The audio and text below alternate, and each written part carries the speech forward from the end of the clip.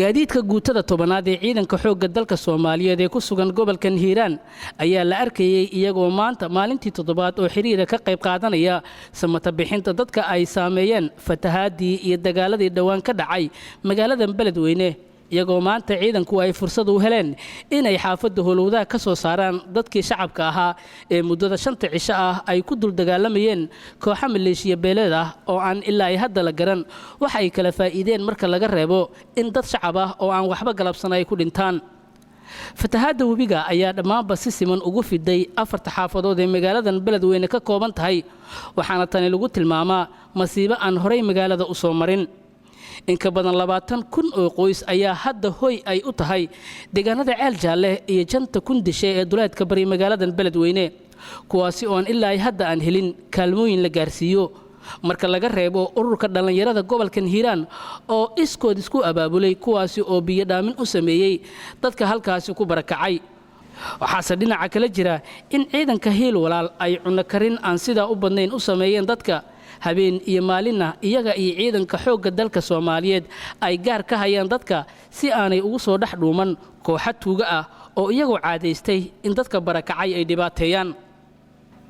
maamulka gobolka Hiiraan iyo xubno ka mid ah bulshada rayidka ayaa ugu baaqay hay'adaha samafalka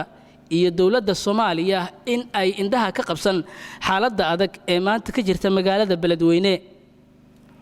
walaal horta masiibaan ugu dhacday waxaana ka codsay horta Ilaahay ma aan weydiisanayna inuu naga kor qaado masiibadan Ilaahay subhanahu wa ta'ala naga kor qaadi karo amarkan asaan oo keenay marka dambana dawladda federaalka waxaan baaq u jeedinaynaa inay indhaha ka daboolan dhibaatada dadka reer Hiiraan haysato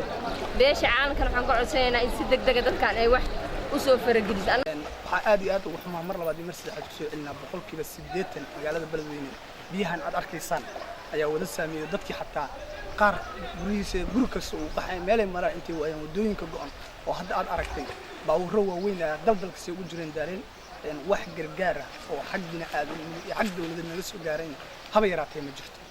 dawladda federaalka in badan baan codsi u jeedinay sidoo kale hay'adihii oo gargaarka degdeg u soo degdegi jiray ayana sidoo kale way ka gaabiyeen anigoo ku hadlayo magaca maamulka gobolka Hiiraan waxa codsanayaa inay mar labaad iyo mar saddexaad ka soo gaaraan dadkaasi ee ku baaba'ayo meelahan aadka iyo aad biyaha ugu aanfiyeen iyo dagaalada waa fatahaadii ugu darneed ee abad soo martay magaaladan Beledweyne tan iyo 1981 waxaana guud ahaanba kala go'ay isu socodka dadka iyo gaadiidka korontadii magaalada waa la jaray waxaa xayiran xaafadaha qaar magaalada Beledweyne xaaladdu waa mid aad u adag wayna ka sii dari kartaa haddii aanay gurma degdeg ah helin Cabdiwali Xasan Jimcaale Cawke SNTV Beledweyne